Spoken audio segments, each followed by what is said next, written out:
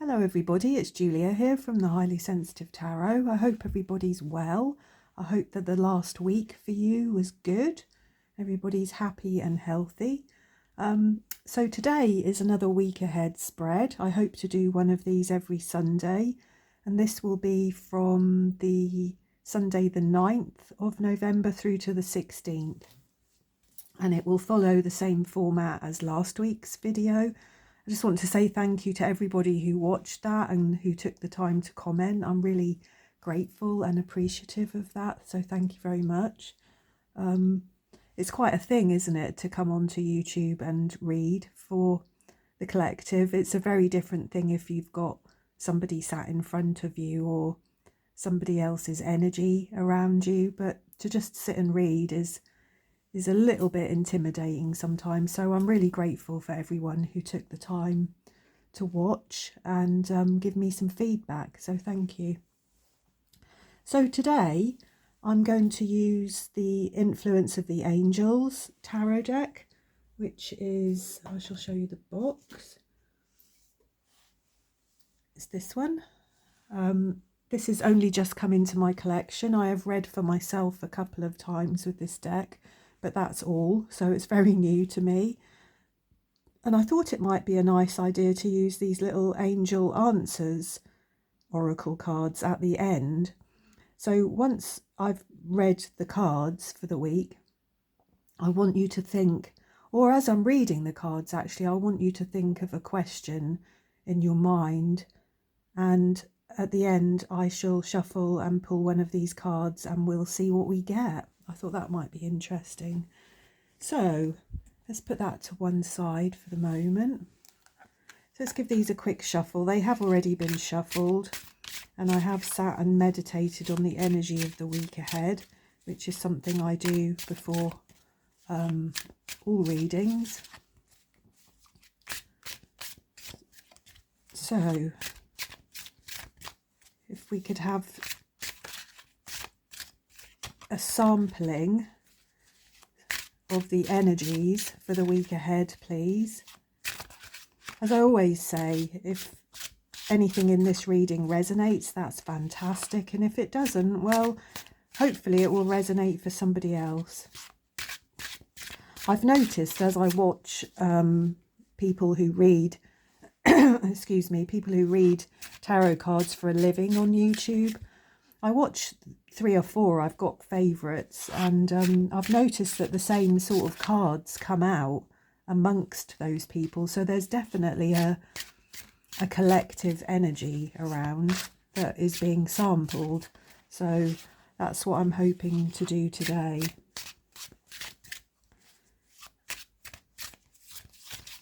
Okay, so for the week ahead, please.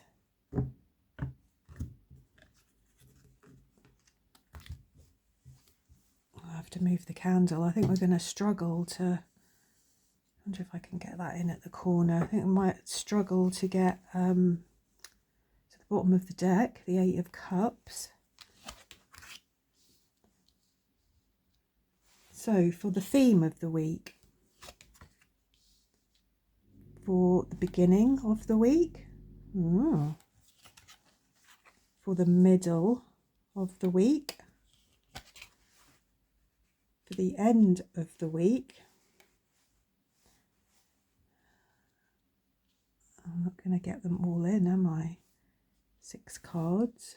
So the end of the week. So we've got the theme of the week, the beginning of the week, the middle of the week, the end of the week. What to build upon and what to let go of. There, can we see all of those? I think we can. Let me have a look. Yeah, just about. And then we have the 8 of Cups at the bottom. So having a quick look at these cards, we have all of the suits here, don't we? We've got cups, pentacles, swords and wands. We've got mostly cups, which is nice. I think this is something that I tend to do when I start a reading, is just sort of scan it and see what's there and what's missing, you know, looking for patterns and things like that. So if we start off with the Ace of Cups, this is the theme of the week. So the theme of the week is love, possibly new relationships, possibly a building upon some self-love, some creativity, some self-care, taking care of yourself. The Ace of Cups can often represent, excuse me, creativity or a joy or a celebration of some kind. Yeah. New beginnings, new potential of something to do with your emotions, to do with your heart, to do with love, to do with your heart chakra. So that's a really nice theme of the week, isn't it? And I think for a lot of us, that investing in self is really important, and something that we overlook quite a lot because we get busy and we have other people to think of and take care of, and sometimes we just need some downtime to really put back into ourselves to fill our own cup up. So it could well be that. So card number 2 is the beginning of the week, and we have the Page of Cups, which is a very sensitive and emotional energy, isn't it? It's a kind of immature aspect of the cups. It can be sometimes the fool's alter ego or a childlike adult. It can represent somebody young in your life, or it can also represent a sort of more undeveloped aspect of your own personality around emotions. Pages also deliver messages. So there's a lot there to think about at the beginning of the week. And as we've got it here with the Ace of Cups, it's making me think that there's something new here, isn't there? That's what it's making me think of. There is something new and almost tender here, something innocent, something that needs taking care of. So moving into the middle of the week, we have the Ten of Pentacles, which again is a lovely card actually. Tens are ends of cycles, completions. You know, they're about endings and beginnings. The 10 is a sort of generational card, isn't it? It's a card of family and ancestry, your heritage. It can mean being not wealthy but comfortable, having everything that you need. Spending time with family, investing in family, looking after your family. And perhaps, you know, that's following on from this cups energy here, isn't it? You know, it's certainly family matters and security. The things that will be important are family matters and security. So card number 4 is the end of the week, and we have the Three of Swords, and it was all going so well, wasn't it? And the Three of Swords is obviously such a difficult card, isn't it? I mean, there's no way to sugarcoat the Three of Swords. It can represent heartache and confusion, an absence, being in pain, feeling sad, feeling alone. On the positive side, with the Three of Swords, I often just think that it's a release, isn't it? It's a release of sad and difficult energy from your heart chakra, and we can see that here. You know, I think that that's what's... Her heart is bleeding, it looks like there, isn't it? But maybe that's not always such a bad thing, because without an ending, we can't have a new beginning, can we? And we've got new beginnings here that are leading to a completion of something and a letting go and a release of something. So maybe that in this circumstance, while it may be painful, maybe it's actually a very positive thing.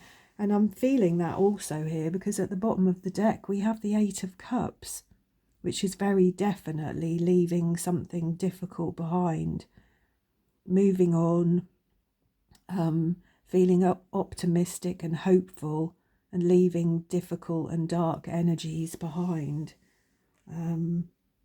So yeah. So what to build upon? We have the Ten of Wands here. And again, this is another 10, isn't it? It's another end of a cycle, or a completion, an ending and a beginning.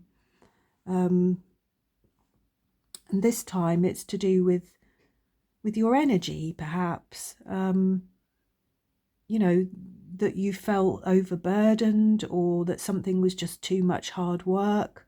It was a struggle. You may have felt that you had too many responsibilities, and I would say, given the way that the cards are reading here, that may well be to do with a relationship, either a romantic relationship or somebody very close to you has maybe made you feel overburdened and overworked, and it's all just become a struggle.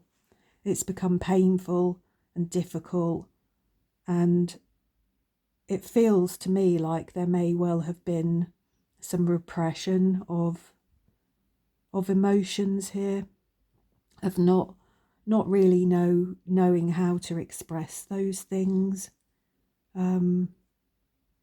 Yeah.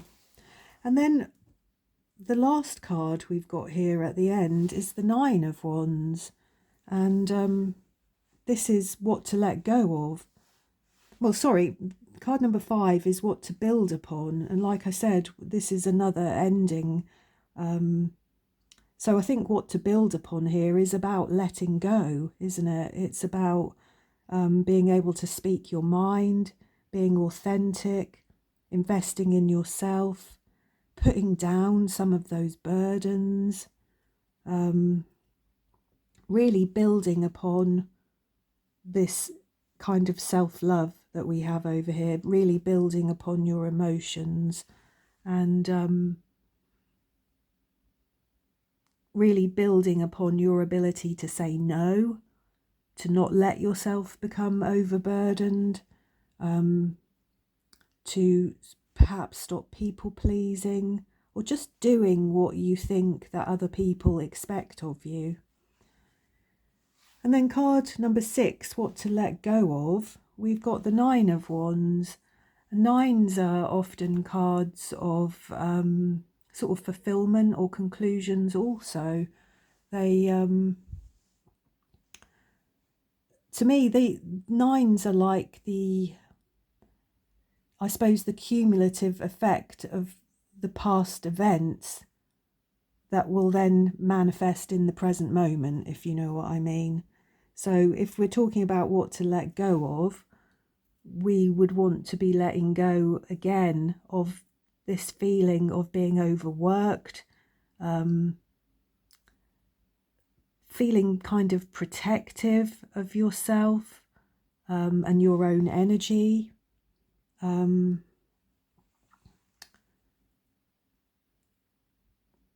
Letting go of sort of a confusion or an inability to make your own conclusions about things, you know. I do see this reading here as, like I said, it's a reading of letting go. There's a lot of release here, I think. It feels to me like you may have been quite burdened for quite a long time, putting your energy into other people and other things and not yourself. And I feel that this has built up and built up to the point where it's actually causing you pain now, mental and emotional and even physical pain, perhaps. And I feel that what you need to build upon and what you need to let go of are almost really the same thing, aren't they? With the 10 of Wands and the 9 of Wands there. It's a letting go of burdens, being able to be strong and resilient and know when enough is enough. So yeah. And then, like I said, we've got the 8 of Cups here at the bottom of the deck. And I feel the bottom of the deck is often like the overriding energy of things. It may be the things that you're not consciously aware of currently, but it's sort of milling around in the background, if you like. And this is about leaving difficult things behind, leaving difficult emotions, situations, and even people. So I think that in this discovery here throughout the week of yourself, perhaps, and what you need and what makes you happy and what fills your cup up, I think that you're going to be walking away from certain things. You're going to be letting certain things go. It doesn't have to be anything hugely dramatic, but I think that it's healthy, whatever it is. So yeah, there we go. That is the reading for the 9th to the 16th of November. And as I said, if you're able to come up with a question in your head of something you would like an answer to, or some clarity, I thought I would try this little deck. It just has very simple little keywords on it that are straight to the point. So if you ask the question now, if we could have an answer, please.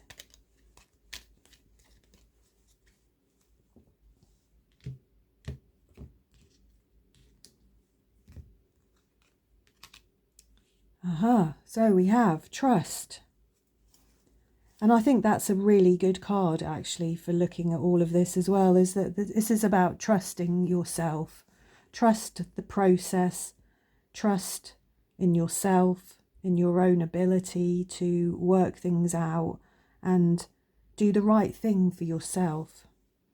And at the bottom of this deck, we had no need to worry, which again is very reassuring and very sweet, isn't it?